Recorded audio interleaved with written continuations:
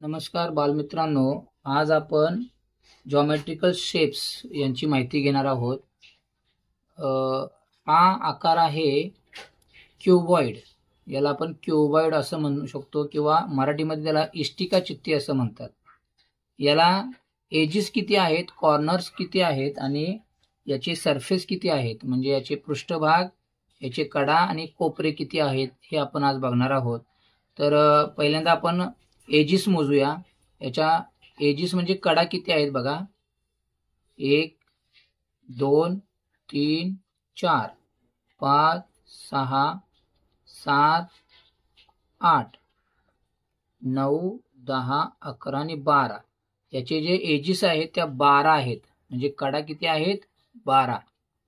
याचे कॉर्नर म्हणजे कोपरे मोजूया, 1 2 3 4 5 6 7 आणि 8, म्हणजे याला 8 कोपरे आहेत, 8 कॉर्नर आहेत। याचे सरफेस म्हणजे पृष्ठभाग किती आहेत मोजूया, 1 2 3 4 5 आणि 6, याचे 6 सरफेस आहेत, म्हणजे कडा एजेस आहेत 12, 12 कॉर्नर आहेत 8 आणि सरफेस आहेत 6। याला आपण इष्टिका चित्ती मराठीमध्ये म्हणू शकतो किंवा इंग्रजीमध्ये याला क्यूबॉइड असं म्हटलं जातं।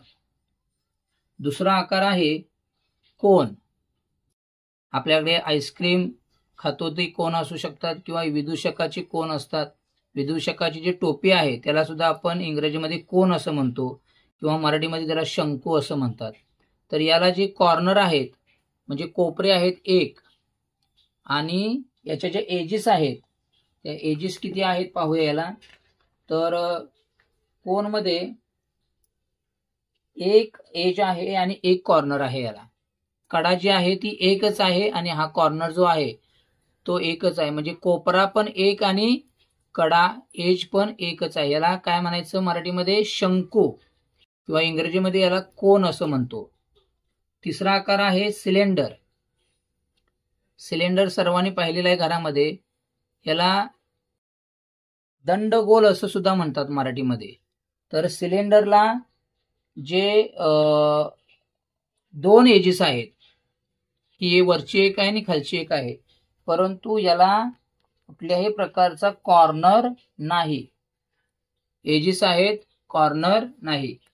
हा पण सिलेंडरचाच आकार आहे। आपल्या घरात जी पाण्याची बाटली असते ती सिलेंडर आकाराचीच असते। याला आपण दंडगोल असं म्हणू शकतो मराठीमध्ये। याला ज्या एजेस आहेत त्या 2 आहेत आणि कॉर्नर मात्र याला 0 आहेत। आणि याचे जे सरफेस आहे, याचा जो हा सरफेस आहे तो कर्व सरफेस आहे, म्हणजे वक्र पृष्ठभाग आहे। याचा जो पृष्ठभाग आहे तो वक्र आहे, परंतु वरचा आणि खालचा जो पृष्ठभाग आहे तो सपाट आहे, फ्लॅट सरफेस आहे, सपाट आहे वरचा आणि खालचा। आणि हा जो चौथा आकार आहे हा दिसतोय बॉल, परंतु याला आपण इंग्रजीमध्ये स्पेअर असं म्हणतो। A ball is said to be a spherical, म्हणजे a shape like a ball is called a spare.